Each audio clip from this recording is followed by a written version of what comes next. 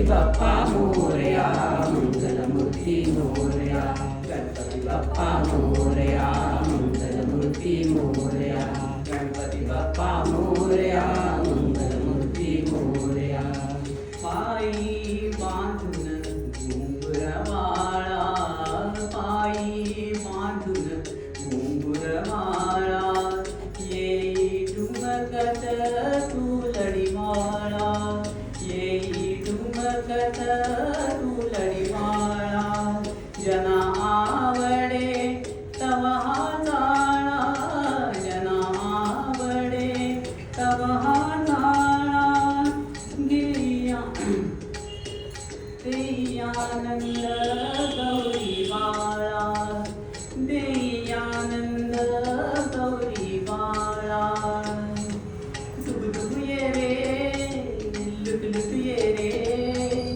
दुगदुग ये रे look look ये रे शिवसुता वेलाळा गणपती बाप्पा मोरया मंगलमूर्ती मोरया गणपती बाप्पा मोरया मंगलमूर्ती मोरया गणपती बाप्पा रमणे सारे तुझ्या चिंतनी रमणे सारे खाली आले नभातील तारे खाली आले नभातील तारे नाते चैतन्य अवघे वारी नाते चैतन्य अवघे वारी पाना फुलात बदलात तुरे पाना फुलात बदलात तुरे कर्पूर गौरा जगदोदारा कर्पूर गौरा जगदोदारा हे धरणी वेलाळा गणपती बाप्पा मोरया मंगलमूर्ती मोरया गणपती बाप्पा मोरया मंगलमूर्ती मोरया गणपती बाप्पा मोरया मंगलमूर्ती मोरया तू देवांचा देव खरा तू देवांचा देव खरा आदिनाथ तू मंगलकारा आदिनाथ तू मंगलकारा देई कृपेचा अमृतधारा देई कृपेचा अमृतधारा तारी विश्वाचा सर्वसारा तारी विश्वाचा सर्वसारा हे विघ्नेशा हे जगदीशा हे विघ्नेशा हे जगदीशा हे धरणी परमेशा गणपती बाप्पा मोरया मंगलमूर्ती मोरया गणपती बाप्पा मोरया मंगलमूर्ती मोरया गणपती बाप्पा मोरया मंगलमूर्ती मोरया गणपती बाप्पा मोरया मंगलमूर्ती मोरया मंगलमूर्ती मोरया मंगलमूर्ती मोरया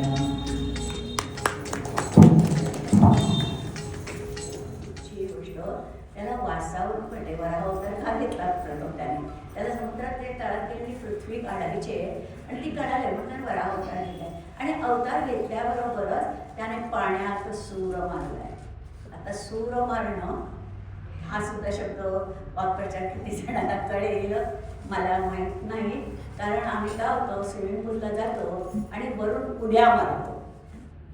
उडी मारणं आणि सूर मारणं पाण्यात याच्यामध्ये फरक आहे. जे पोहणारे असतील त्यांच्या लक्षात येईल सूर मारायचा म्हणजे हात पुढे घेऊन पुढे पोच घेऊन पाण्यात डायरेक्ट पाण्यात खाली आत शिरतात त्याला सूर मारणं असं म्हणतात. जर जवळून कोणी कधी समुद्र किंवा मोठ्या नदीच्या काठी जर पण उभं राहून मासे आत जातात ते बघितलेले असतात तर त्यांना पण ते आपण मासा आत गेला म्हणतो पण सूर मारतं. हे जे पोहणारे पॅटर्न पोहणारे असतात का सांगतात याची सांगायची गरज आहे अशातला भाग नाही, पण आपले मराठी शब्दच आपल्याला माहिती असले पाहिजे.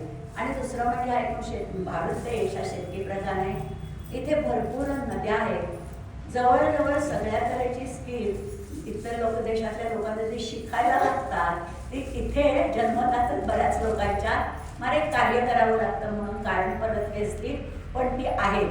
पण ती जी स्किल आहे ते शब्दच आम्हाला माहिती नाही आहेत काळाच्या ओघात, कारण आपण त्याच्यापासून खूप शहरीकरणामुळे दूर चाललेलो आहोत आणि म्हणून या शब्दांचा अर्थ सांगावा लागतो. इथे पाणीताने सूर मारलेला आहे आणि तो पाणी कापत खाली चाललेला आहे, कारण पृथ्वी पाण्याच्या तळाशी गेलेली आहे आणि ती त्याला हे करायचं. इथे आपल्याला माहिती आहे की हिरण्यकश्यप आणि हिरण्याक्ष पुन्हा आपल्याला माहिती आहे कोणाचे खूप अवतार आहे, तर त्यामुळे त्याला लक्ष्मीचा शाप मिळालेला आहे आणि त्यामुळे त्यांना जोडलं आणि तो तिथे तेव्हा हिरण्यामध्ये येतो आणि तो त्याला अडवतो. तो म्हणतो कुत्र्यासारखा चाललास कुठे. हे जे शब्द आहेत ना, वाक्प्रचार आहे हां, ते पण फार महत्त्वाचे आहे. तो म्हणतो बरोबर आहे की कुत्र्यासारखाच चाललो आहे, कारण कुत्रा हा शिकारी आहे. बघा तो कुत्र्यासारखा चाल, त्याला इथे अगदी हिणकस अशा तऱ्हेने तू कुठे धावत चाललायस असं म्हणायचं आपण बघतो. गाड्या गेल्या की कुत्रे पाठी धावत जातात, कळले की नाही. तो हिणकस म्हणून, पण हा मात्र कुत्र्याचा जो लढवयपणा आहे, शिकारी आहे कुत्रा, हा शिकारी आहे.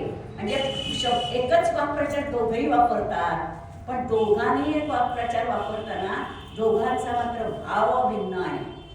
हे लक्षात म्हणजे बोलण्याच्या भाषा, how to use the language, हे आम्हाला कळणं अतिशय महत्त्वाचं आहे. तुम्हाला त्याच्यावरचा टोन लक्षात आला की नेमका त्याचा अर्थ कळला पाहिजे.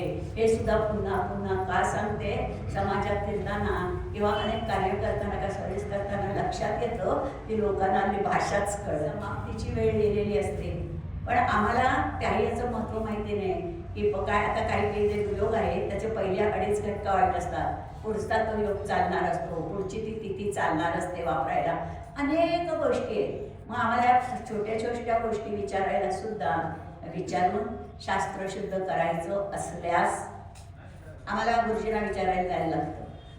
का?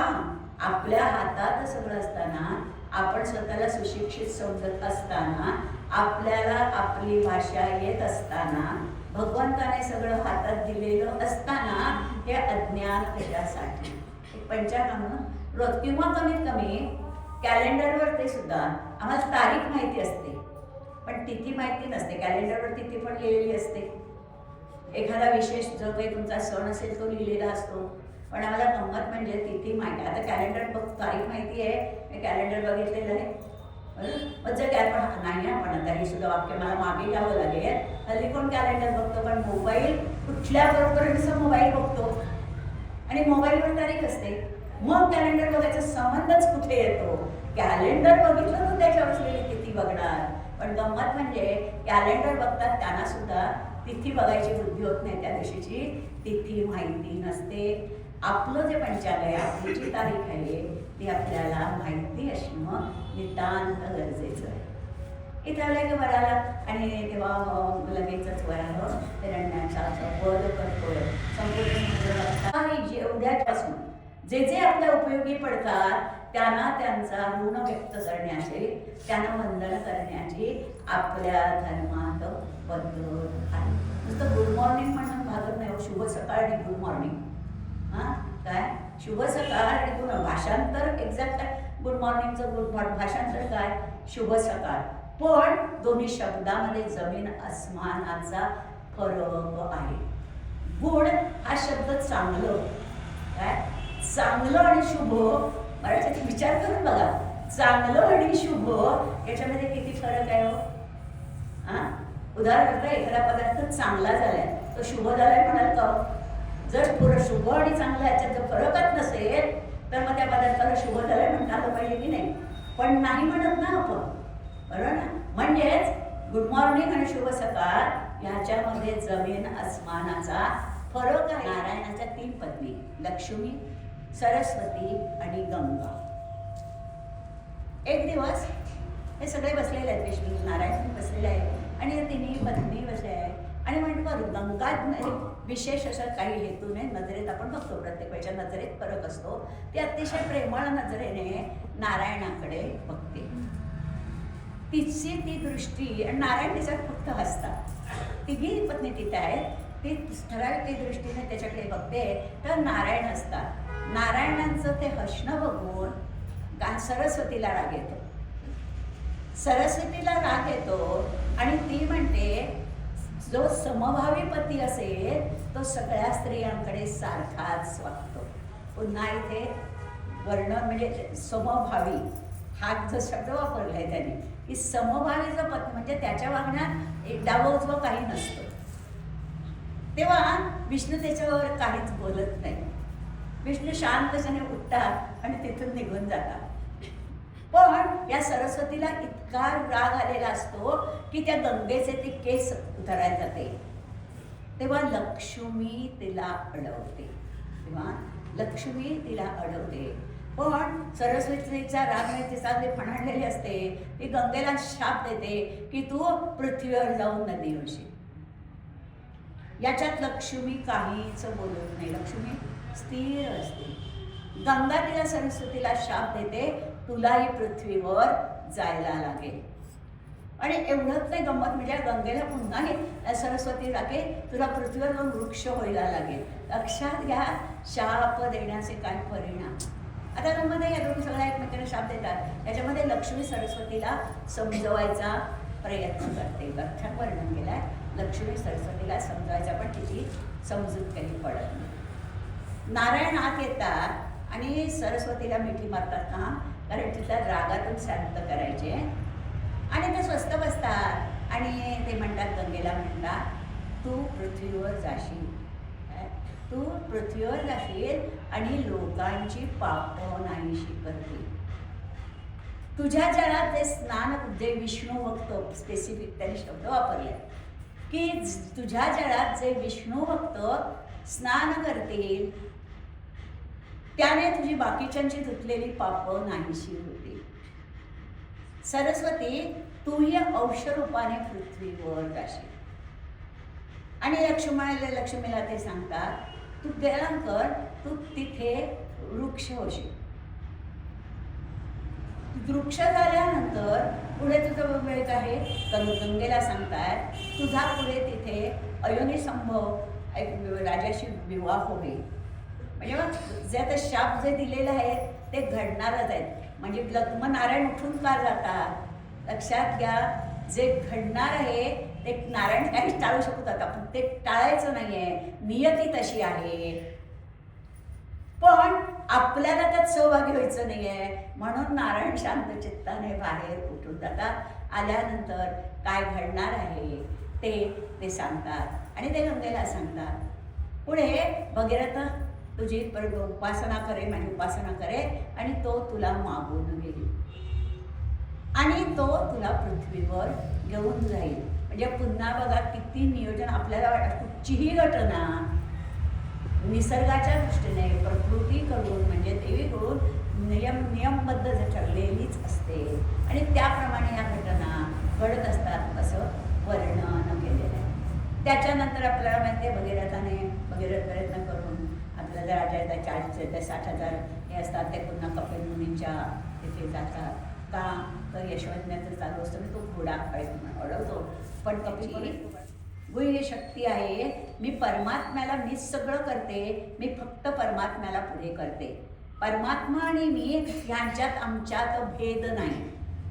म्हणजेच ती विष्णू स्वरूप आहे. ती काळी जरी असली तर ती शक्तिरूप आहे आणि म्हणून आपल्या गुरुचं आहे ते गुरुपत्नी किंवा गुरुशक्ती याचं महत्त्व सांगितलेलं आहे. तर त्यामुळे तिचाही अपमान करायचा नाही आहे आणि म्हणून ती म्हणते की मी त्याच्यावर कुठचीही अस्त्र सोडली तरी त्याने मात्र माझं कुठचंही अस्त्र सोडलं नाही. त्याने फक्त नमस्कार केला. हे ती काली येऊन शंकराला सांगते. तो पुन्हा नमस्कार करतो. पुन्हा तो निघून जातोय वर्णन केलेलं आहे.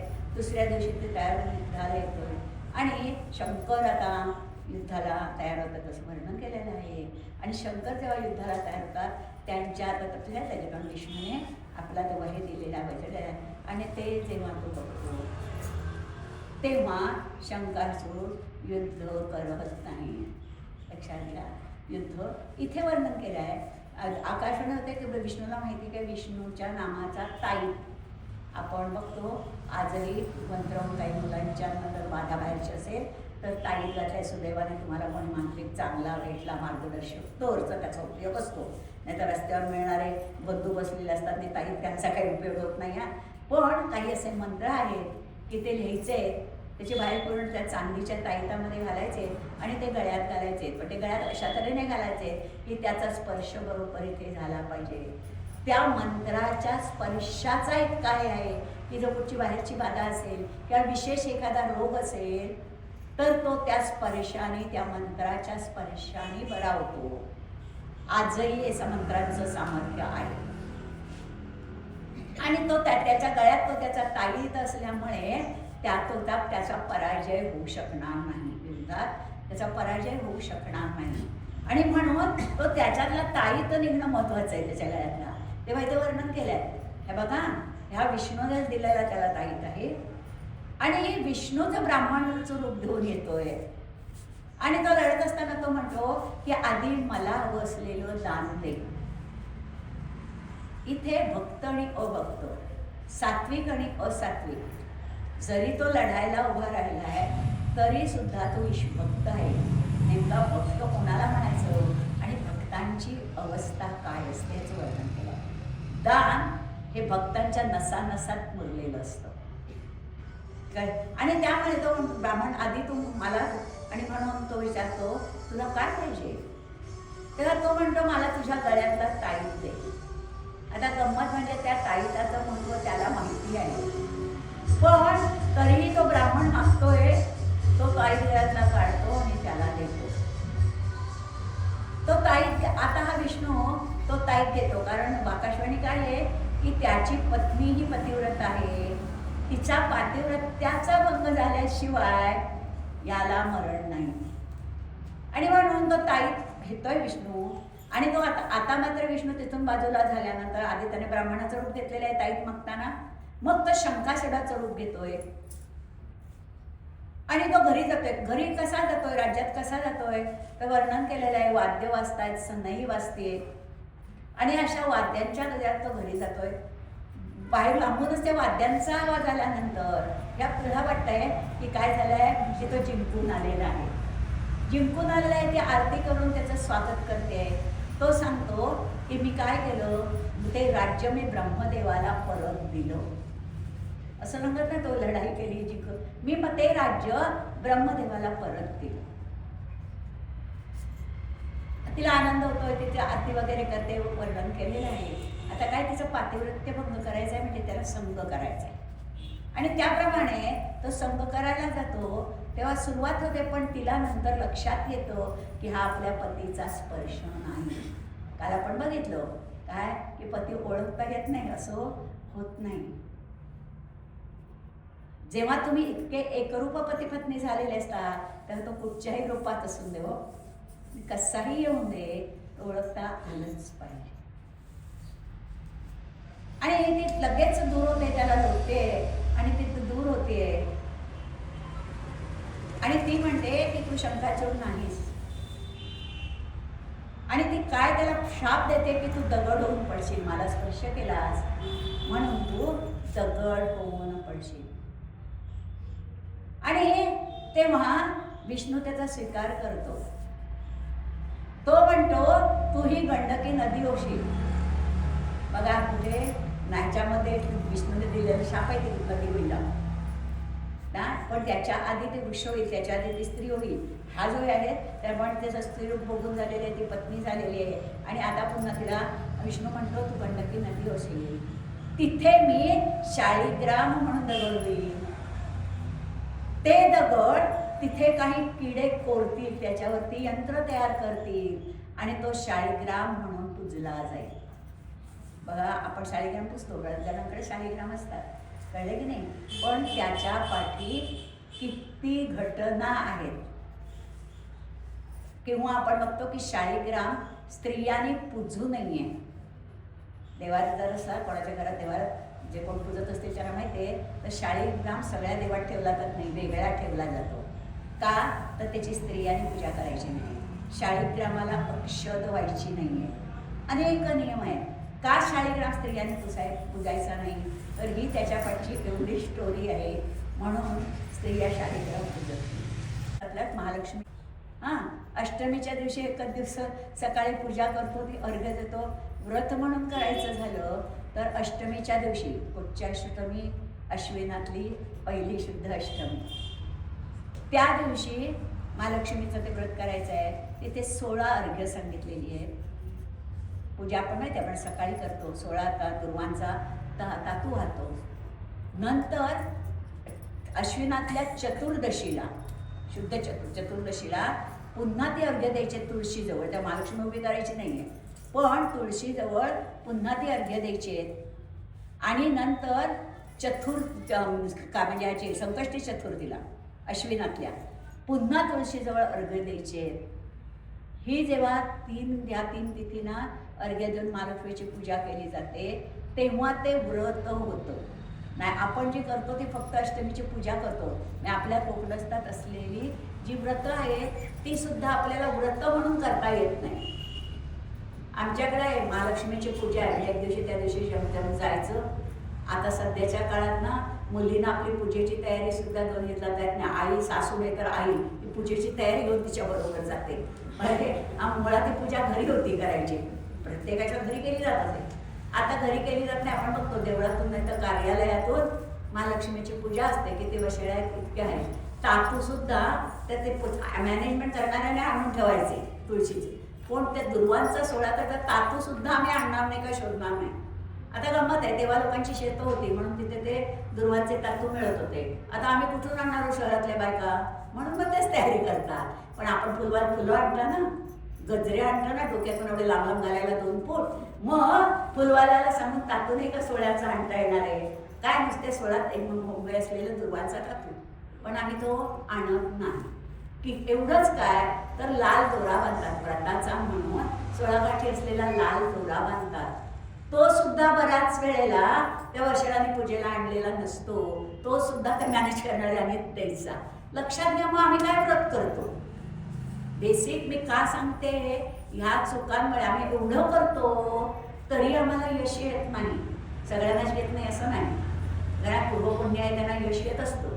पण अशी व्रत करून सुद्धा यश यायला पाहिजे. सुख वापण्याऐवजी काहीतरी खुसपट निघतं, काहीतरी आजार होतो, काहीतरी घडतं. आणि तेव्हा आम्ही चुकलो, आम्ही नीट काही करत नाही हे म्हणत नाही, तर आम्ही त्या व्रतांना आणि त्या देवतांना नावं ठेवतो. तर मुळात एखादं व्रतच कसं आहे हे समजून घेणं आवश्यक आहे. व्रत कसं आहे, ते व्रत करायचं कसं आहे हे आम्ही आवश्यक समजून घेतलं पाहिजे. हे महत्वाचं आहे. काय वाटतं, सगळ्याची कथा सगळ्यांनाच माहिती आहे. ज्यांच्याकडे ही पूजा आहे, आता हल्ली लक्षात ठेवा, अखंड सौभाग्य प्राप्त होण्यासाठी ते व्रत आहे. आणि आम्ही आधीच मुळात फांद्या आणून पूजा करतो. काय फांद्यावाल्याच्या फुकट मिळणाऱ्या झाडाच्या फांद्यांचा, त्या फांद्या विकत घेऊन बसणाऱ्यांचा धंदा चांगला होतो. 1 फांदी 10 रुपये म्हणे. विचार करा. आता मुळात जे अखंडत्वासाठी व्रत आहे ते आम्ही खंडन करूनच त्याची पूजा करणार. अखंड आम्हाला काय मिळणार.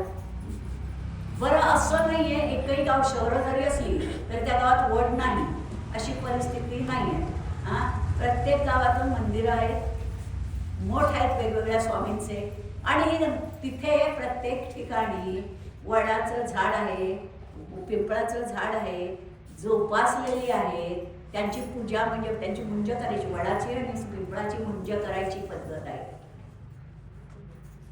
आम्हाला हेही माहिती नाही आहे, हेही माहिती नाही आहे. कारण हे श्रेष्ठ वृक्ष मानलेले आहेत, पंचवृक्ष. वड, पिंपळ, औदुंबर, कडुलिंब आणि बेल. ज्यांना संतती होत नसेल त्यांनी रोज ठरलेल्या वेळेला महत्व आहे. एखादं काही मागण्यासाठी जे व्रत करतो त्याला वेळेचं महत्व आहे. ठरलेल्या वेळी तुम्ही जर बेलाला पाणी घातलं, बेलवृक्षाला, तर तुम्हाला पुत्रप्राप्ती होते. आयो आमच्या हातात दिलंय परमेश्वराने सगळं, पण आम्ही ते माहिती करून घेत नाही, नीट करून घेत नाही. एखाद्याला सांगितलं, समजा त्याला सांगितलं पितृदोषासाठी हे पितृस्तोत्र म्हणा आणि देवाला तुंबात ठेवा. आता त्याच्यात ते 11 ते 11:30 मध्ये करावं असं आहे. आम्हाला वेळ नसतो, मग संध्याकाळी केलं तर चालेल, सकाळी केलं तर. अरे तुम्हाला तुमच्यासाठी मागताय ना, त्या पितरांना काही पडलेली नाही हो, तुम्ही तुमच्यासाठी करताय. मग त्याचं वेळेचं किंवा एखादी उपासना करतो, जप करतो, तर तो केव्हाही नाही करायचा आहे हो, तो ठरलेल्या वेळी करायचा आहे. माळे तो अगदी रात्री केला, पण रात्री 9 वाजता म्हणजे 9 वाजता केला पाहिजे हो. कारण काही द्यायची गरज नाही आहे. आम्ही गाडीत असलो तर गाडीत काही जप नाही करू शकत, असते गर्दी असते, पण आपल्याला जर करायचंच आहे तर ते आपण करूच शकतो. आम्ही रस्त्यात आहोत तरी रस्त्यात सुद्धा एक बाजूला उभं राहून जप नाही करू. एक माळ जप करायला कुठचाही किती मोठा जप असला तरी त्याला 10 मिनिटापेक्षा जास्त वेळ लागत नाही. एक माळ करायला नाही करू शकत. शुद्धता आपण पाळू शकत नाही. नाहीतर 10 वेळा फ्रेश व्हायला तुम्ही नोकऱ्या करत असलात किंवा घरात असलात तर 10 वेळा फ्रेश व्हायला बाथरूममध्ये जाताय. मग फ्रेश होऊन आपलं निघता येत नाही, नाहीतर मेकअप करून निघता येतं. मग तुम्हाला जप करायचं आहे म्हणून स्वच्छ होऊन निघता येणार नाही का? पण आम्हाला आमच्याच माझ्या काही मैत्रिणी आहेत त्या मला म्हणतात, बाई तुम्ही उगाच सगळ्यांना एवढं जुळवून सांगत बसता. त्यांना त्यांच्याच अडचणीचं महत्त्व नसतं आणि हे सत्य आहे. जेव्हा अनुभव हा येतो तेव्हा हे कळतं की हे सत्य आहे. पण काय होतं, आपल्याला दुसऱ्याचं दुःख बघवत नाही ना, तेव्हा मात्र कळकळीने सांगावं असं वाटतं. हा इथे प्रभाग आहे. आता माहिती आहे काय सत्यवानाने त्याने काय काय तर तू अल्पट तरी ती म्हणते की मी त्याच्याशीच विवाह करणार आहे. आणि म्हणून ह्याच्यावर खूप छान गाणं आहे. अतिशय सावित्रीची यांची जे वटपौर्णिमेच्या दिवशी वाचलं जातं. आमच्याकडे दीक्षित म्हणून होत्या, 1.5 तास त्यांना ते पोथीवरचं म्हणजे ते गाणं म्हणायला नुसता वेळ लागायचा. की नेमकं साधं त्याच्यासाठी म्हणजे तिचा विवाह झालेला आहे त्याचं वर्णन केलेलं आहे. पण माहिती आहे ती नवसाने झालेली आहे. तर साधी नाणी म्हणजे बाथरूम, तिला आंघोळ घालण्याच्या त्याचं जवळजवळ 25 ओळीचं काव्य आहे की ते बाथरूम कसं तयार केलं. कारण विशिष्ट तऱ्हेने शेणाच्या याने सारवून तिथीची स्वच्छता कळले की नाही, की नेमकं तुम्हाला जेव्हा किती पवित्र आणि चांगली गोष्ट हवी आहे तेव्हा तुम्ही उत्तम तऱ्हेने ते कसं कराल याचं तिथे वर्णन सुंदर केलेलं आहे. आता ह्याचा विवाह झालेला आहे. ती आणखीन एक नारदानी तिला हे दिलेलं आहे की तू त्याच्याबरोबर, तो लाकडं तोडायला वनात जातो तेव्हा ह्यावेळी जे व्रत असेल तेव्हा तू त्याच्याबरोबर जात जा. इथे वर्णन केलेलं आहे की वनात गेलेली आहे ती दोन्ही आई सासू सासरे आंधळे आहेत. तिचा विवाह झालेला आहे. सत्यवान रोज काय करतो, वनात जातो, लाकडं तोडून आणतो, फळं आणतो. ही घरी सासू सासऱ्यात दिसत नाही, त्यामुळे हिला सगळी 5 वर्षाची मुलीचा विवाह झालेला आहे. आपण हल्ली 5 वर्षाच्या मुलींना कसं वागवतो बघा. तिला जर कोणी चुकून बाप म्हणाला, अगं ते भांडं आहे ना तर घेऊन ये, आतून बायको ओरडते, तिला काय भांडं आणायला सांगताय. अरे का 5 वर्षाच्या मुलीला ते टेबलावर ठेवलेलं भांडं आणता येत नाही. लक्षात घ्या, आम्ही किती फाजील लाड करून, मी ते काल सांगितलं ही जी समाजाची परिस्थिती आहे की स्वयंपाक 4-5 दिवस डबा आणला तर चालेल का, ही परिस्थिती आपल्या फाजील लाडाने निर्माण केलेली आहे. आपण अतिशय महत्वाचं आहे. ती त्या सासू सासऱ्यांची सेवा करत होती, त्याला नदीवरून आंघोळीला पाणी आणून देत होती. आंघोळ झाल्यानंतर तो राजा होता, मी तुम्हाला म्हटलं राजे सामर्थ्यशाली होते. काल राजाची कथा आपण बघितली. शाप देण्यात, ऋषींना शाप देण्यात की ते कारण काय, त्यांचं आन्निक म्हणजे नित्यकर्म. आन्निक हा शब्द सुद्धा आम्हाला माहिती नाही आता काळाच्या वेळेत. नित्यकर्म इतकं नित्य होतं की त्यात एकही दिवस खंड पडत नव्हता. म्हणे पुन्हाला संध्या करायला सगळं मांडून देत होती. फळं, नवरा फळाच्या घेऊन आला की ती फळं पुन्हा धुवून पुसून कापून सासू सासऱ्यांच्या इतकी ती सासू सासऱ्यांची सेवा करते. वर्णन केलंय की वटपौर्णिमा ऐकते त्या दिवशी चतुर्दशी ते नवऱ्याला म्हणते की मी तुझ्या बरोबर वनात येते. आता सासू सासऱ्यांना एकटं ठेवून द्यायचंय, ते आंधळे आहे.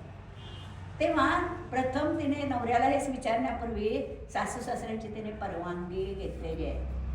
तर मी जाणार आहे अशी पद्धत नव्हती. त्याला केलं की मोठ्यांना विचारून त्यांची आज्ञा घेऊन, विचारून म्हणजे नुसतंच विचारायचं नव्हतं, तर त्याने हो म्हटलं तरच जायचं, नको म्हटलं तर थांबायचं. ही पद्धत होती त्या काळची. आणि तिने सासू सासऱ्यांची म्हणते मी त्यांना विचारलेलं आहे, त्याची परवानगी घेतलेली आहे, मी तुमच्याबरोबर येते.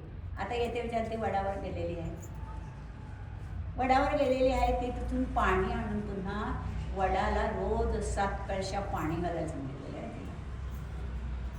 नद्या आता काय अशा काही जवळ नव्हत्या. तो ज्या वडात जो जातोय तिथे वर्णन केलं आहे. नदी लांब होती, तिथून ती 7 कळशा पाणी, म्हणजे एक पाणी ओतायचं पुन्हा जाऊन पाणायचं, असं 7 कळशा पाणी त्या वडाला घालत होती. ती दिवसभर त्या वडाला पाणी घालत होते, असं वर्णन केलं. दुसऱ्या त्या लाकडं तोडून आलेला आहे, शांत झालेला तो शांतेच्या मांडीवर झोपलेला आहे, असं वर्णन केलेलं आहे. दुसऱ्या दिवशी उठून तो पुन्हा म्हणजे पौर्णिमेच्या दिवशी तो लाकडं तोडायला गेलेला आहे. हिने वडाला पाणी घातलेलं आहे आणि तिला लांबूनच यमदूत दिसतात. ती त्यांना प्रार्थना करून यमदूत निघून जातात. ती म्हणजे मी पतीचे प्राण देणार नाही. काय सामर्थ्य असायला पाहिजे. गंमत म्हणजे आजही हे स्त्रियांच्यात सामर्थ्य आहे. हा निश्चित आहे, निश्चित. आपण आजही हे, आपण जर सात्विकडे आपल्या कर्माशी ठाम असलो तर आपण आज यमालाही सांगू शकतो, 100% सांगू शकतो. देवी म्हणते त्यांनी शाब्दिक ज्ञान आणि अनुभवक ज्ञान सांगितलंय. ज्ञान हे 2 प्रकारचं असतं, एक शाब्दिक आणि एक अनुभवमूलक. पण त्यांना अनुभवमूलक ज्ञान मिळणं फार कठीण आहे. ज्याची श्रद्धा आहे, ज्याची सात्विकता आहे, त्याला हे अनुभव ज्ञान मिळू शकतं, अनुभवाचं. आणि अनुभवाच्या ज्ञानामध्ये आत्मविश्वास असतो, त्याला परमेश्वराचं सुद्धा दर्शन होतं, असं देवीने वर्णन केलेलं आहे. आणि नंतर तिला यम दिसतो. मध्ये यमाचं वर्णन अतिशय सुंदर केलेलं आहे. तो कसा रेड्यावर बसून आलेला आहे, तो सकाळ वगैरे वगैरे. आणि हा त्याचे तो काही येत नव्हतो, त्याचे प्राण घेतो, तो जायला निघतो तेव्हा ही सावित्री त्याच्या पाठोपाठ जायला लागते. तेव्हा यम तिला म्हणतो, तुला जर माझ्याबरोबर यायचं असेल तर तुला देहत्याग करून यावं लागेल. तेव्हा ती म्हणते, मी पतीशिवाय जाणार कुठे. आता पुन्हा देहत्याग करून येत असताना यम जर त्याचे प्राण घेतो तर हिचे तसं नाहीये. यम ही सगळ्या देवतामध्ये सत्यतेची देवता मानलेली आहे. म्हणजे ज्याची मृत्यूची वेळ आलेली नाहीये, यम त्याचे प्राण कधी नेत नाही. पण तरी सुद्धा जर चुकून कधी एखाद्या, पांडुरंगाचा स्मरण आहे, एखाद्या पांडुरंग आहे, पण ह्या पांडुरंग काय त्या पांडुरंगाचा प्राण घेऊन गेला तर तो परत करतो, असं वर्णन आहे अनेक ठिकाणी. कशाला, आज आपण कलियुगात सुद्धा क्वचित एखादा प्रसंग पेपरात किंवा ह्याच्यावर वाचता की त्याला उचलून न्यायला गेले, तयारी सगळी झाली आणि तेवढ्यात त्याने डोळे उघडले. हे का होतं, यमाच्या हातून झालेली चूक त्याच्या लक्षात आल्यानंतर तो दुरुस्त करतो, म्हणून तिरडीवर बांधलेला मनुष्य जिवंत होतो. अतिशय महत्त्वाचं आम्ही लक्षात घ्यायचं आहे. आम्ही हे कधीच लक्षात घेत नाही. माहिती नाही असं नाही, बऱ्याच जणांना माहिती असतात कथा. माझ्या कल्पना सावित्रीची कथा तर सगळ्यांना माहिती असेल, 90%. आता तेव्हा ती म्हणते, आणि मग तेव्हा तो यम जेव्हा तिला असं सांगतो तेव्हा ती म्हणते, पतीला सोडून मी कुठे जाणार. आणि मग ती यमाला प्रश्न विचारते, धर्म म्हणजे काय, कर्माचं स्वरूप काय. हे अनेक प्रश्न सावित्रीने ह्याच्यामध्ये ह्याच्यामध्ये जवळजवळ 2 अध्याय या यमाला ती सावित्री प्रश्न विचारते असं आहे. आणि तिचे ते प्रश्न ऐकल्यानंतर यमालाच आश्चर्य वाटतं. यम प्रसन्न होतो आणि तो म्हणतो, मी तुला वर देतो, तुला हवा तो वर मागू नये. आता सावित्रीच्या कथेत आहे ती एकाच वाक्यात, म्हणजे पुन्हा भाषा, एकाच वाक्यात ती काय मागते, माझे श्वशूर त्यांचा नातू राज्यावर बसलेला बघून दे. बघा वाक्य की कसं आहे, काय, माझे श्वशूर त्यांचा नातू राज्यावर बसलेला बसून दे. म्हणजे पहिलं श्वशुरांना नजर येऊन दे, दुसरं राज्यावर बसला पाहिजे म्हणजे राज्य मिळवून दे, तिसरं मला पुत्र होऊन दे, चौथं मला पुत्र व्हायचा म्हणजे माझा पती जिवंत होऊन दे. एका वाक्यात किती गोष्टी मागता येतात बघा. ह्याच्यात मात्र काय करतात त्यांनी वर्णन केलेलं आहे. ती ह्या गोष्टी सगळ्या वेगवेगळ्या मागते. ती म्हणते, माझ्या शशुरांना दृष्टी येऊ दे, सासू सासऱ्यांना माझ्या दृष्टी येऊन दे, त्यांचं राज्य त्यांना परत मिळवून दे, मला 100 पुत्र होऊन दे. तिच्या पुन्हा तिला भाऊ नसतो, तिच्या वडिलांना पुत्र, म्हणून माझ्या वडिलांना 100 पुत्र होऊन देत आणि 1,00,000 वर्ष आमचा प्रपंच होऊन दे, त्याच्यानंतर मी येईन. लक्षात घ्या, आम्हाला धाडस आहे का हो? 1,00,000 वर्ष, हा 1,00,000 दिवस सुद्धा लक्षात घ्या. आम्ही सगळी सुख असताना रोज कंटाळलेलो असतो आणि हा ती वर मागते ना, तेव्हा तिच्यात काही नाही आहे, विचार करा. पण समोरचा वर देण्याची त्याची ताकद आहे, याच्यावर तिचा विश्वास आहे. विश्वास ठेवता आला पाहिजे. आणि तेव्हा यम तथास्तु म्हणतो, पण तरी ती म्हणते तुझ्यासारखा बुद्धिमान आणि माझ्या प्रश्नाची उत्तरं देणार आहे, त्याला सोडून मी जाऊ कुठे, यमाला विचारते ना ती. आणि तेव्हा तू माझ्या काही प्रश्नांची उत्तरं दे. आणि म्हणून ती त्याला आणखीन प्रश्न विचारते. प्रश्न उत्तरं अतिशय सुंदर आहेत. 1-2 महिने मासायला आम्ही देवी भागवत वाचतो. देवी भागवतातलं सगळं वाचलत नाही ना, तर या सावित्रीचा अध्याय वाचा आणि ती प्रश्नोत्तरं वाचा. आपल्या आयुष्यात असलेल्या सगळ्या प्रश्नांची उत्तरं आहेत त्याच्यात. अतिशय सुंदर आहे आख्यान. आणि म्हणून ती याला, आणि तेव्हा मात्र यम प्रसन्न होतोय. आणि आधी त्याने तिला एवढेपणे मागितलं तरी तिने वर दिलेला नाहीये, पण आत्ता तो तिला म्हणतो जशी नारायणाला लक्ष्मी तशी सत्यवानाला तू, या सत्यवानाला घेऊन तू घरी जा. आणि तेव्हा ती यमाला नमस्कार करते आणि सत्यवानाला घेऊन घरी येते. अशा त्याचं. आता इथे आम्ही सत्यवान सावित्रीच्या कथेत नेमकं शिकायचं आहे काय हे लक्षात घ्यायचं आहे की हे जे आहे सावित्री आख्यान, याच्यामध्ये मुळात आपल्याला आत्मविश्वास कसा हवा. आपण बघतो जरा कोणी घरात नवराच काय कोणी आजारी पडलं की नाही, की त्या आजारी माणसापेक्षा आम्ही जास्त गडबडीत झालेले असतो. पुढे काय करायचा प्रश्न. आत्मविश्वास, तुमचा आत्मविश्वास अनेक प्रसंग टाळू शकतो, हा भाग इथे महत्वाचा सांगितलेला आहे.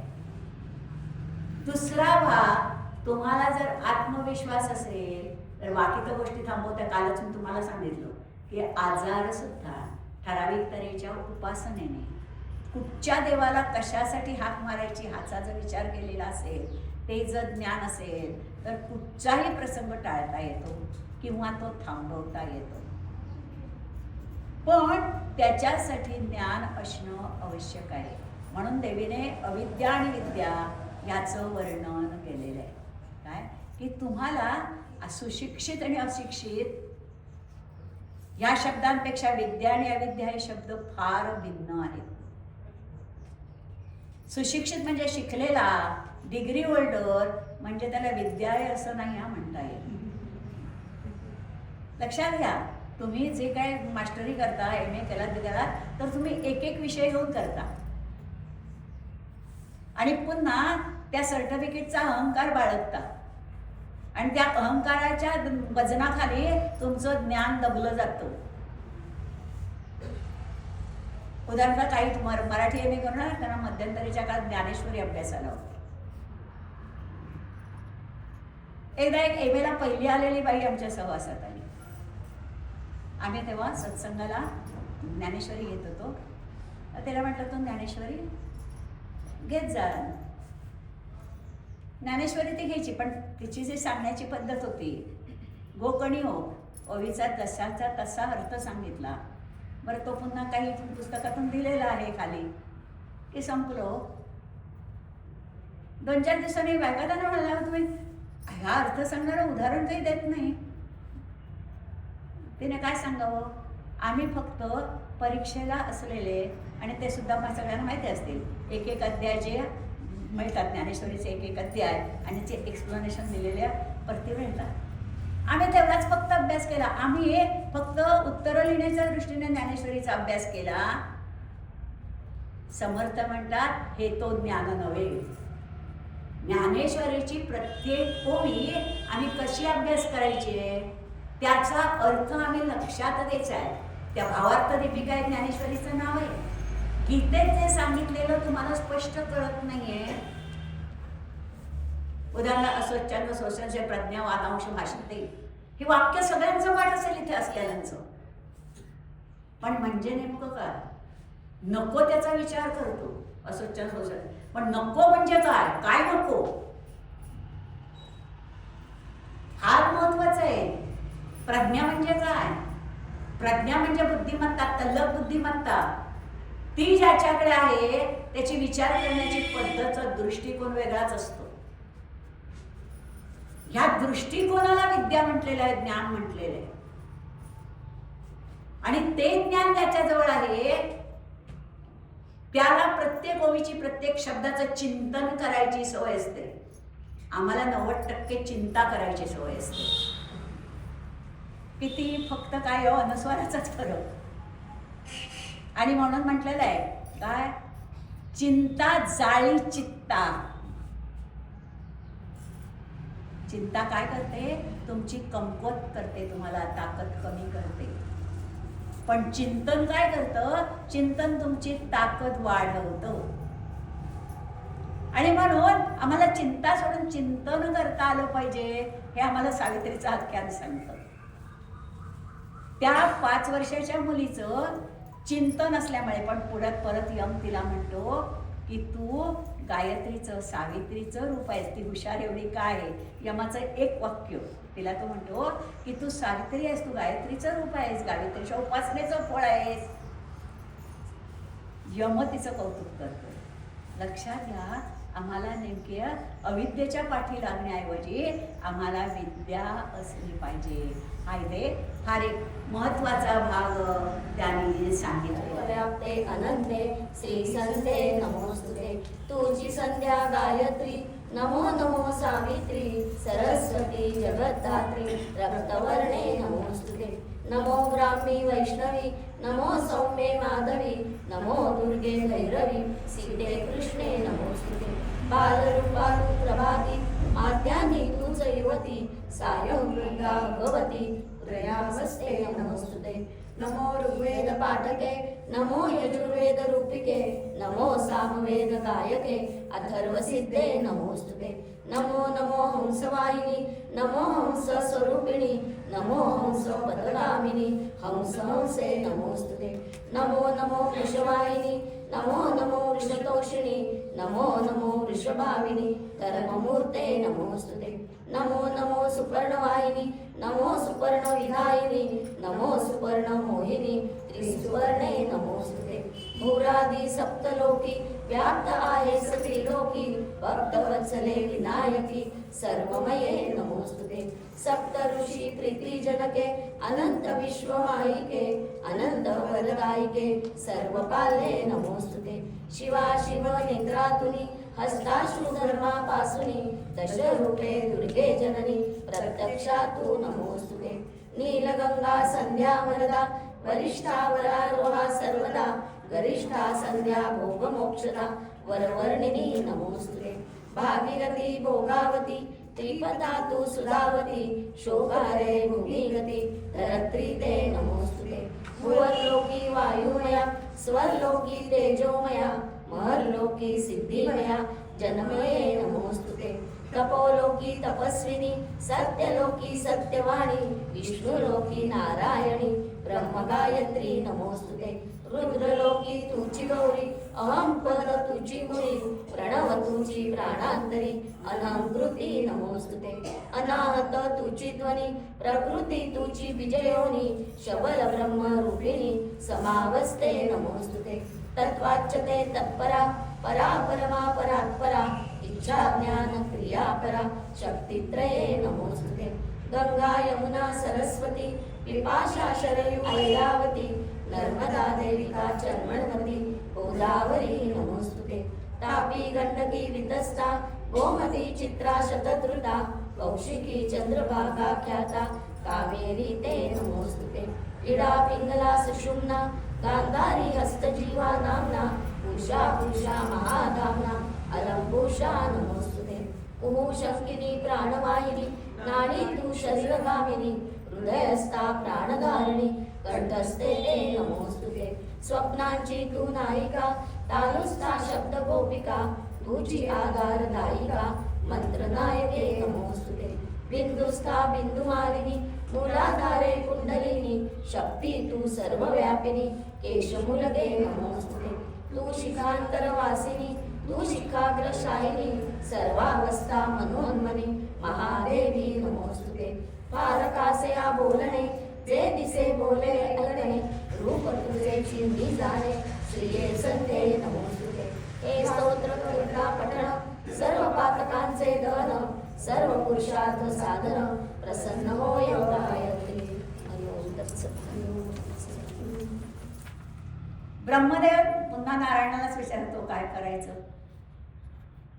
तेव्हा नारायण लक्ष्मीला सांगतायत औषरूपाने तू समुद्रपोटी जन्म घे. आणि ब्रह्मदेवाला सांगतायत समुद्र मंथन करून तू ती लक्ष्मी मिळव. आणि ती तू इंद्राला असं म्हटलं नाहीये, तिथे त्यांनी शब्द वापरलाय ती तू देवांना समर्पित कर. पुन्हा शब्दांचं अति देवांना तू ती समर्पित कर असं वर्णन केलेलं आहे. बाकी आपल्याला समुद्र मंथनाची कथा माहिती आहे, तेव्हा त्यात आपण पुढे जाणार नाही आहोत. पुढचा जो भाग येतो तो दक्षिणा देवी आणि षष्ठी देवी यांचा. लक्ष्मीच्या उजव्या खांद्यापासून दक्षिणा देवी निर्माण झालेली आणि म्हणून तिला दक्षिणा देवी म्हणतात असं वर्णन आहे. ही जी दक्षिणा देवी आहे ही थोडी बगलमुखी देवी, दक्षिणा देवी या थोड्या तांत्रिक उपासना आहेत ॲक्च्युली. षष्ठी देवी आहे ही प्रकृतीच्या, पुन्हा ते लक्ष्मीच्या वगैरे म्हटलेलं नाही, प्रकृतीच्या 6व्या अंशापासून निर्माण झाली म्हणून तिला षष्ठी देवी म्हणतात असं वर्णन केलेलं आहे. या षष्ठी देवीचं पूजन बालक जन्माला आल्यानंतर त्याच्या 6व्या दिवशी आणि 6व्या दिवशी न जमल्यास 21व्या दिवशी करतात असं इथे वर्णन केलेलं आहे. मग ते पूजन कसं करायचं ह्याचं सुद्धा इथे वर्णन आलेले आहे. आणि ह्याच्यासाठी एक कथा आलेली आहे की एक ब्राह्मण असतो आणि त्याला पुत्र होतो, पण तो पुत्र एक काही 4-8 दिवसातच गतप्राण होतो. आता आपल्याला जर माहिती असेल तर 3 महिन्याच्या आतले बालक त्यांना अग्नी दिला जात नाही, त्यांना पुरलं जातं. आणि त्याप्रमाणे त्या बालकाला स्मशानात घेऊन जातोय. पण तिथे त्याला षष्ठी देवतेची आठवण होते. तो षष्ठी देवतेचं स्मरण करून तिची स्तुती करतोय. आता मला हेच माहिती नाही या षष्ठी देवतेची स्तुती आहे कारण काय, षष्ठी पूजन करायला मी गुरुजींना बोलवतो. गुरुजी काय म्हणायचं असेल ते म्हणतात. गुरुजी म्हणाले अक्षर घाला, घातली अक्षर, फुल घाला, फुलं. म्हणजे पूजा करण्याकडे सुद्धा त्या व्यक्तीचं लक्ष असतं असं नाही. षष्टीपूजन ही तशी अगदी साधी गोष्ट नाही. त्यात प्रश्न असतो मग षष्टीपूजन मामाने करायचं का बापाने करायचं, सासरी करायचं का माहेरी करायचं. अरे पूजन होणं आणि ते पुन्हा भाव पूर्ण हे महत्वाचं आहे. ती षष्ठी देवता त्या बाळाला आशीर्वाद देत असते. त्याचं आयुष्य वाढ, या षष्ठी पूजनाचं महत्त्व त्या बाळाच्या आयुष्याशी आहे. इतकं आपल्या या वेदांचं महत्त्व आहे, अतिशय महत्त्व आहे याचं. पण आम्ही ते लक्षातच घेत नाही. नुसता विचार केला की नुसता स्वमंत्र स्पर्श करून तरी तिला गर्भधारणे निघून जातात, जगतकरू ऋषी निघून जातात. आता लक्षात घ्या, तिला गर्भधारणा झालेली आहे आणि जगतकरू ऋषी पती निघून गेलेला आहे. अशा वेळी पण ती कुठे जाते फार महत्वाचं आहे. ती शिवाला गुरु मानते तेव्हा ती शिवांच्या घरी जाऊन राहते. का? कारण नुसती गर्भधारणा म्हणून उपयोग नाही, तर त्या गर्भावर संस्कार झाले पाहिजे. तिचा भाऊ आहे, तिचं माहेर आहे, ते आहे सापांकडे. लक्षात त्या स्वभाव धर्म याच्यामध्ये जमीन अस्मानाचा फरक आहे आणि म्हणून ती शिवाकडे जातं असं वर्णन आहे. शिवाकडे तिथे उत्तम तऱ्हेचं तिचे एक करताय आणि नंतर ती प्रसूत झाल्यानंतर मग मात्र ती प्रसूत झाल्यानंतर तिला मुलगा होतो आणि त्या मुलाचं नाव आहे अगस्ती आणि मग मात्र ती आपल्या भावाकडे येते. त्या अगस्तीला घेऊन भावाकडे येते. कल्पित संतती असणंच आवश्यक आहे. पण आपण काळाच्या ओघात नाही दोन शास्त्रच आम्हाला माहिती नाही. लग्न आता हल्ली लग्न तर पाळ्या आल्यानंतर 30 आणि 40 वर्ष होतात सोडून द्या. पण ती सुद्धा झाल्यानंतर गर्भाधान विधी हा लग्न झाल्यानंतर पहिला संस्कार आहे. पण हा विधी करायला लग्न झाल्यानंतर त्या मुलीची पाळी यावी लागते आणि ती पाळी आल्यानंतर तो विधी 5व्या दिवशी करतात. त्या मुलीच्या 5व्या दिवशी करतात. का सविस्तर माहिती सांगते ती इथे नाही आहे, हा याच्यात आलेली नाहीये. पण का सविस्तर सांगते, आजच्या काळाची या गर्भाधान विधीची गरज आहे म्हणून फक्त निव्वळ सांगते. हा 5व्या दिवशी करतात. या विधीमध्ये बाकी मंत्रांचं वगैरे सामर्थ्य आहे, पण मंत्रांपेक्षा बरोबरच वनस्पतींचं महत्व सांगितलेलं आहे. त्या मुलीच्या गळ्यात औदुंबराच्या फळांची माळ घातली जाते. आता ते पूजा जवळजवळ 2-3 तास चालू असते. तेवढा वेळ ती दिवसभर तिने माळ ठेवायची असते नंतर गळ्यात. आणि समंत्र दुर्वांचा रस तो तिच्या नाकात पिळला जातो. या दुर्वांच्या रसाचं महत्व काय म्हणतात, तो जाऊन तिच्या नाकातच का पिळायचा. आम्हाला आता बऱ्याच आजारांवर नाकात ड्रॉप घालायला देतात. ते नाकातच का घालायचे, तोंडात का नाही, पोटातच चढाव ना. नाकात घातलेलं सुद्धा आपल्याला माहिती आहे पोटातच जातात. फरक काय आहे तर हे नाकात पिळलेला हा दुर्वांचा रस हा औषधी आहे, तो गर्भाशयात जातो आणि त्यामुळे गर्भाशयाचं तोंड तुमचं वीर्य स्वीकारेल आणि अशा तऱ्हेचा तो गर्भाशय तयार होतो. सायन्स आम्ही लक्षात घेतलं पाहिजे. आपला एकही विधी आणि एकही धर्मातलं कर्म अनावश्यक नाहीये, एकही नाही. फक्त आम्ही ते लक्षात घेत नाही. आणि कीर्तनकार प्रवचनकारांचं काम आहे, प्रवचनकारांचं खास करून, की ही जी जो विषय दिलेला असेल त्या अनुषंगाने असलेल्या धार्मिक विधींचं महत्त्व कथन करणं. पण हल्ली फारसं हे सांगितलं जात नाही. 2 गोष्टी हे सांगून हल्ली कोणाचा विश्वास कुठे आहे, त्यामुळे प्रवचन चांगलं झालं असं म्हणतील का, नाही म्हणणार ना. मग आपली प्रसिद्धी होईल का, नाही. मग आमचा अहंकार जोपासला जाईल का, अनेक प्रश्न. म्हणून हे सांगितलं जात नाही. पण हे सांगितलं जाणं आणि हे समाजाला माहिती होणं आवश्यक आहे. आणि कोणी प्रवचन कीर्तनकार सांगायला नको, आम्ही सोपा सुशिक्षित समजतो की नाही स्वतःला, म्हणून आपण हे माहिती करून देऊच शकतो ना. ज्ञानी लोक आहेत समाजात, फक्त आम्ही ते माहिती करून घेतलं पाहिजे. असे कसे नमस्कार घालतील, कारण आपण जे पर्वत बघतो ते स्थिर पर्वत बघतोय. पण पहिल्यांदा पर्वतांना पंख होते. पर्वत उडून एका जागेतून दुसऱ्या जागी जात असतं असं वेदामध्ये वर्णन आहे. गुरुजी बसलेले आहेत, मी खोटं सांगत असेल तर विचारू शकता, कळले की नाही. असं वर्णन आहे. त्यामुळे पर्वत एका ठिकाणून दुसऱ्या ठिकाणी जात असत. आणि गंमत म्हणजे ही प्रकृतीने हे सांगतं, आपण ज्यांना निर्जीव समजतो त्यांनाही जाणीव असते, त्यांच्यातही स्पंदनं असतात, असं आजचं शास्त्र सुद्धा सांगतं. का सावध असलं पाहिजे. आपल्याकडे पद्धत आहे, धरणीला लाथ मारू नये, झाडूला पाय लावू नये. झाडूला लक्ष्मी समजली जाते का, कारण ती घराची स्वच्छता करते. तुमच्या पद्धत आहे, झाडूला पाय लागला तर नमस्कार करावा. आता आहे म्हणू की होती म्हणू हा थोडा प्रश्न आहे. कारण एक तर हल्ली घरातल्या मुलींनी किंवा मुलांना कचरा काढायची पद्धतच नाही, त्यामुळे झाडूशी संबंधच येत नाही. त्यामुळे झाडूला पाय लागण्याचा नंतरचाच प्रश्न राहिला. मोलकरणी कचरा काढतात, पण मोलकरीण एकदा येऊन जाते हो. फार क्वचित घर आहेत असे की त्यांच्या दिवसभरात मोलकरीण काम करत असते घरात. बाकी मोलकरीण जवळजवळ सगळ्यांकडे येतात. त्यामुळे झाडू हातात घ्यायची वेळ येतेच, पाय लागायचा सुद्धा प्रश्न येतोच.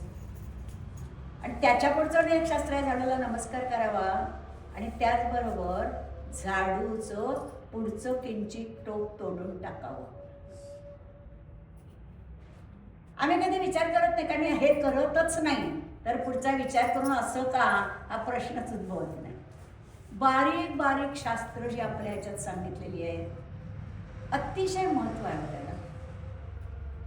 आता इथे प्रश्न विद्याच्या ह्यात आहे, त्याच्यानंतरची जी कथा येते, पण हाही फार महत्वाचा भाग आहे की ते नदीवरून तसेच निघत नाही. तो झाला आपलं काम, देवी भेटली, आता काय त्या ऋषींचं महत्व नाही. ज्याने आपल्याला मार्गदर्शन केलं त्याला वंदन करणं अतिशय महत्वाचं आहे. ऋषींना वंदन करून त्यांची परवानगी घेऊन निघतायत. इथे वर्णन केलं आहे, राजा राज्याशी येतो तेव्हा त्याच्या सगळ्या शत्रूंचा नाश झालेला आहे, त्याला राज्य परत मिळत आहे आणि हा वाणी निघून जातोय, त्याला ज्ञान प्राप्त होऊन मुक्ती मिळालेली आहे. अशा तऱ्हेचं इथे अतिशय सुंदर वर्णन आलेलं आहे. त्याच्यानंतरची जी आहे ती सावरणी म्हणून साधना, त्याला देवीची उपासना. मग इथे पुन्हा देवीची तांत्रिक पूजा, वैदिक पूजा, अशा 4 तऱ्हेच्या देवीच्या पूजांचं वर्णन आलेलं आहे. आणि ते समजावून सांगितलं की पूजा कशी करावी देवीची. मग इथे त्यांनी सांगितलेलं आहे, प्रथम आत्मशुद्धी करावी, मग भूशुद्धी करावी, मग आसनशुद्धी करावी, त्याच्यानंतर देवीची स्थापना करावी, मग तिचं पूजनाची म्हणजे पुन्हा गंध पुष्प अक्षरचं सगळ्याचं वर्णन केलेलं आहे. पूजन करावं आणि ही देवी हृदयात विसर्जन करावी असं म्हटलेलं आहे. म्हणजे तिला आपल्या हृदयात स्नान, विसर्जन करायचं म्हणजे काय करायचं आम्हाला एकच माहिती आहे, विसर्जन करायचं म्हणजे अक्षत टाकायची आणि पाण्यात बुडवायची, तसं की नाही. हृदयात विसर्जन करणं म्हणजे काय, म्हणजे तिला आपल्या मनात आपल्या हृदयात आसनस्थ करावी असं देवीचं वर्णन आहे. त्याचा पुढचा जो भाग आहे तो आचार संहिता म्हणून आहे, रोजचं आचार कसा असावा. मग त्याच्यामध्ये रुद्राक्षांचं महत्व आलेलं आहे. रुद्राक्ष 38 प्रकारचे आहेत असं सांगितलं. हे रुद्राक्ष निर्माण कसे झाले याचं वर्णन केलेलं आहे की त्रिपुरासूर जेव्हा निर्माण झाला तेव्हा त्रिपुरासुराचा नाश करता यावा म्हणून शिवाने उपासना केलेली आहे. आणि शिवाने जेव्हा उपासना केली तेव्हा उपासना करता करता तो इतका एकाग्र झाला त्या पराशक्तीशी की त्याच्या डोळ्यातून अश्रू गळले. त्या अश्रूंपासून रुद्राक्ष निर्माण झाले.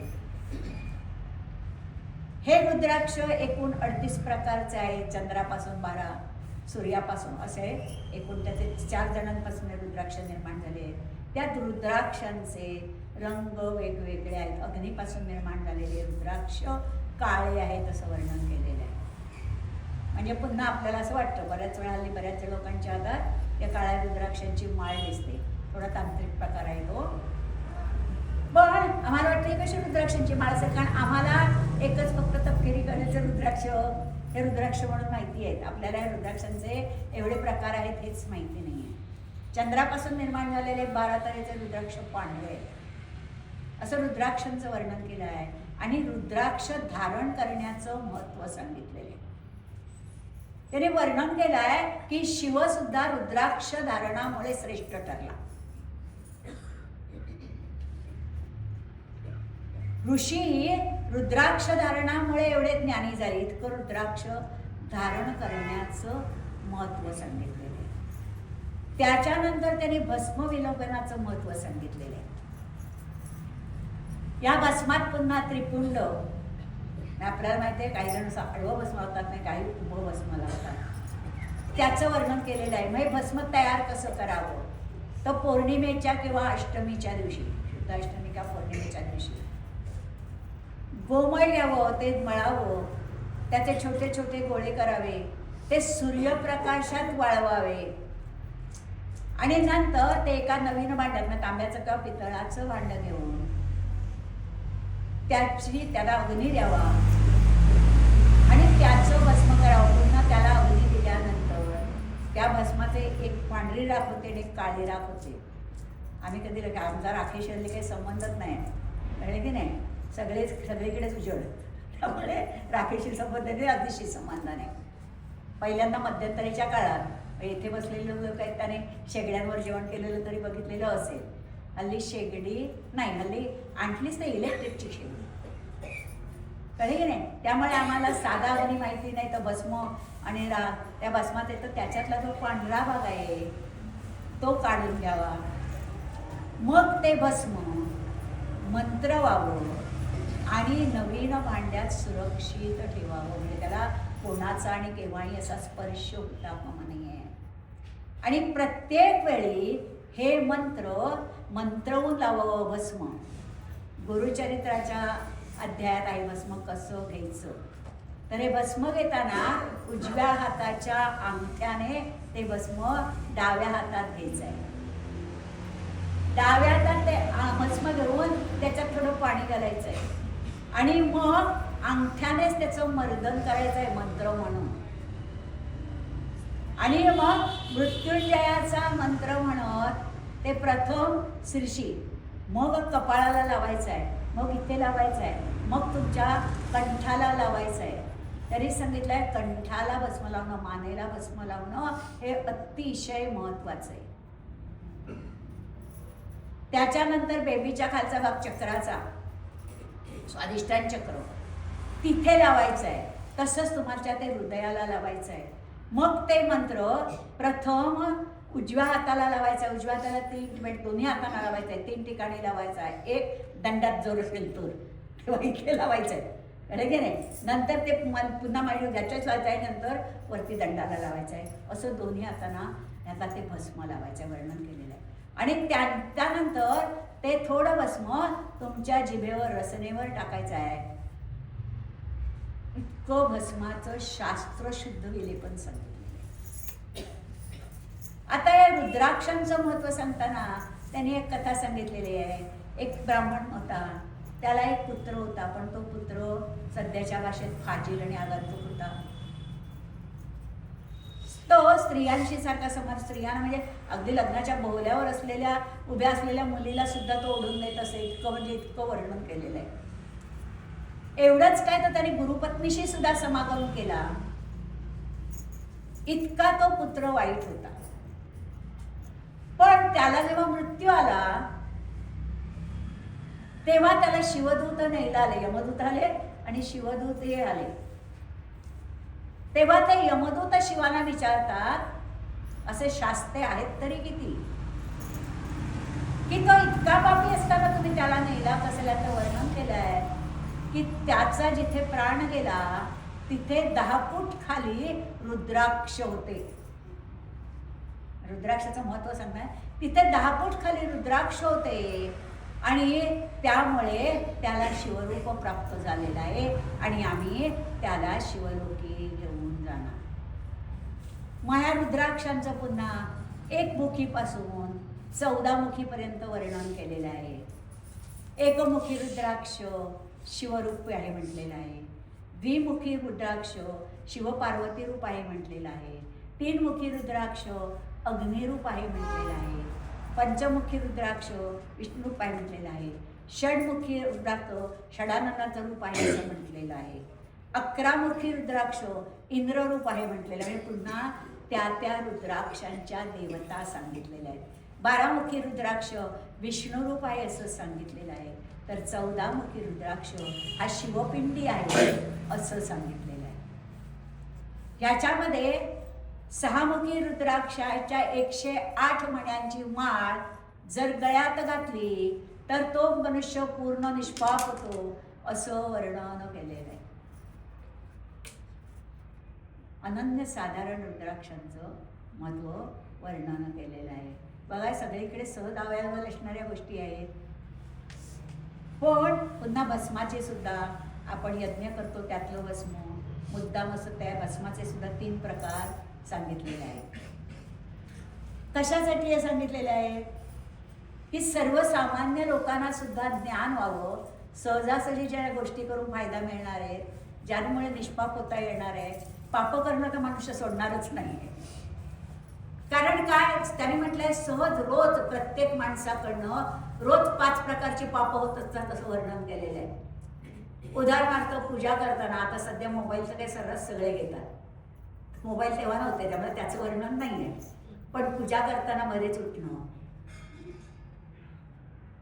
कुठचाही विधी पूजा करताना चालू असणं, आसन शुद्धी न करता पूजा करणं, अशा तऱ्हेचे 5 प्रकार. ओळखताना दिवा जाणं, तेल तुपाचा दिवा एकावरून दुसरा लावणं, किती गोष्टी साध्या साध्या आहेत. पण आमच्या असे 5 प्रमाद, त्याने तिथे पाप म्हटली नाही आहेत, प्रमाद हा शब्द आहे, प्रमाद होतात असं वर्णन केलेलं आहे. तेव्हा ह्या प्रमादापासून आपल्याला भिन्न राहता आलं पाहिजे असं वर्णन केलेलं आहे. त्याच्यानंतर त्याने पुन्हा पंचप्रकृती शक्ती याचं वर्णन केलेलं आहे. मणिदीपाचं वर्णन आलेलं आहे. या मणिदीप हे स्वर्गाच्या वर आहे, ते अमृत समुद्राच्या शेजारी आहे. तिथे पंचब्रह्मासन असं वर्णन आहे देवीच्या आसनाचं. तिथे त्याने म्हटलेलं आहे, ब्रह्मा विष्णू रुद्र आणि ईश्वर हे तिच्या आसनाचे खांब आहेत आणि सदाशिव ही वरची फळी आहे. असं पंचब्रह्मासन देवीचं आसन आहे. त्या आसनावर देवी बसते. मग प्रत्येकाचे खांब, एक प्रथम 100 कामाचा, मग 1000 कामाचा, अशा तऱ्हेचे मंडप आहेत. त्याच्या पुढे आपण ज्याला सध्याच्या भाषेत कंपाऊंड म्हणतो, अशा भिंतींचं वर्णन केलेलं आहे. ते अगदी स्वर्ण, चांदी, लोखंड, तांबा, पितळ आणि बाकी वैडूर्य अशा तऱ्हेचे, म्हणजे जी काही सगळी रत्न आहेत. आणि एका याचं कंपाऊंडचं वर्णन आहे, दुसऱ्यापर्यंत 100 फुटाचं अंतर हे वर्णन केलेलं आहे. आणि मध्ये त्याच्यात वेगवेगळे वृक्ष आहेत असं मणिदीपाचं वर्णन केलं आहे. तिथे ही प्रकृती भगवती, तिथे ती आसनस्थ असते, हे तिचं श्रेष्ठ स्थान आहे. अशा तऱ्हेने मणिदीपाचं त्याने अतिशय सुंदर वर्णन केलेलं आहे. स्वतः सद्भावाने वागा, स्वतःचीच पूजा स्वतःच करा. पूजा करा म्हणजे हार घालून द्यायचे, गंध लावायचं असं नाही आहे. गंध लावायला सांगितलेलं आहे आपल्याला माहिती आहे, पुरुषांना पुष्क आणि बायकांना. का तर इथे प्रत्येकाचं आज्ञाचक्र आहे. जेव्हा तुम्ही तिथे समंत्र गंध लावता तेव्हा तुमच्या आज्ञाचक्राचं संरक्षण होतं. दृष्ट लागणं, बाहेरची बाधा वगैरे आहे ना, निव्वळ हल्ली तिथे गंध नसल्यामुळे या गोष्टी जास्त घडतात. कारण प्रथम आघात केला जातो तो आज्ञाचक्रावर. आणि म्हणून गंधाचं कुंकवाचं अनन्यसाधारण महत्त्व आहे. आता या गंधाबरोबर हळद लावायची पद्धत आहे, किंवा जेव्हा हे गंध उगाळलं जातं चंदन, तेव्हा त्याच्यात केशर घातलं जातं. लक्षात घ्या, सहजासहजी निरोगी राहण्याचं हे साधन आहे उत्तम. हळद आणि केशर हे तुम्हाला स्किन डिसीजपासून दूर ठेवणाऱ्या गोष्टी आहेत. आणि म्हणून चंदन उगाळताना त्यात केशर घालतात. आम्ही आता केशरी रंग घालतो. लक्षात घ्या, केशर घालणं आत्ताच्या परिस्थितीत कोणालाही केशराच्या 2 काड्या घालणं. गंध उगाळताय कधी? पहिल्यांदा बरेच देव असायचो, प्रत्येकाकडे कुठेही गेला कोण नर्मदेला एक गोटा घेऊन यायचा आणि त्याची गणपती म्हणून जुनी घरं बघितली तर त्याच्यात 8-10 तरी असे गोटे सापडतील. प्लस मूर्ती म्हणजे देवचिकार असायचे. हल्ली आम्ही जमटम एखाद्या गोपाळकृष्णाने आणलेली अन्नपूर्णा पुसताना मारामार. मग त्या 2 देवांना लागणारा गंध किती लागणार हो? त्यामुळे त्यात केशर किती लागणार? 1 काडी. आपण बाहेर जाऊन इडली चटणी खातो ना, त्याच्यापेक्षा जास्त पैसे एक काडीला केशराला पडत नाही. म्हणजे आम्हाला शक्य आहे, पण आम्हाला त्यातलं शास्त्र माहिती नाही, आम्हाला त्या शास्त्रांविषयी आदर नाही. संस्कृती आणि संस्कार आमच्यापासून 10 फूट दूर असावेत असं वाटतं. त्याने येऊ नये 10 फुटाच्या आत आमच्याजवळ. आणि त्यामुळे समाजाची झालेली बिकट अवस्था आणि विकृती आहे. आम्हाला जर यातून बाहेर पडायचं असेल तर ही भागवत उगाचच नाही आहेत. त्याच्यामध्ये तुम्हाला प्रचंड ज्ञान दिलेलं आहे. पुन्हा हे खरोखर फायदे होतात की नाही याची उदाहरणं दिलेली आहेत. पण मगाशीच सांगितलं, अनुभवपूर्वक ज्ञान हे दुर्मिळ आहे हो. ते सदाचार सद्विचार सत्कर्मानेच मिळू शकतं. शब्दमूलक ज्ञान भरपूर आहे. PhD होणं हे शब्दमूलक ज्ञान आहे. पण प्रॅक्टिकल जे ज्ञान घेतलं ते प्रॅक्टिकलमध्ये वापरणं तेव्हा तुम्ही अनुभव सिद्ध होत आहे. आणि हे करणं आवश्यक आहे. हे प्रकृती ही भगवती तुम्हाला आग्रहाने सांगते. आपण तिच्या चरणी वंदन करूया, गुरुना वंदन करूया. झालेली सेवा त्या प्रकृतीला, त्या भगवतीला, त्या शक्तीला, त्या महालक्ष्मीला, त्या अन्नपूर्णेला, त्या सताक्षीला अर्पण करूया. आणि इथेच आपण थांबतो. पण आपण जे इथे आलो हे निव्वळ प्रत्येकाच्या सद्गुरूच्या कृपेमुळे, त्या ईश्वरीच्या, त्या कुलदेवतेच्या कृपेमुळे इथे आलो आहे. तेव्हा आपल्याला भगिनी आम्हाला काय मिळालं ते सांगतायत, ते ऐकूया. इथे आपला आजचा हे सत्र संपतो. आम्ही ईश्वर स्वरूप सद्गुरूंच्या कृपेमुळे झालो एक रूप. सद्गुरूंनी आज आम्हा काय काय दिले, स्वरूपाच्या जाणीवेत अरूपची केले. हाती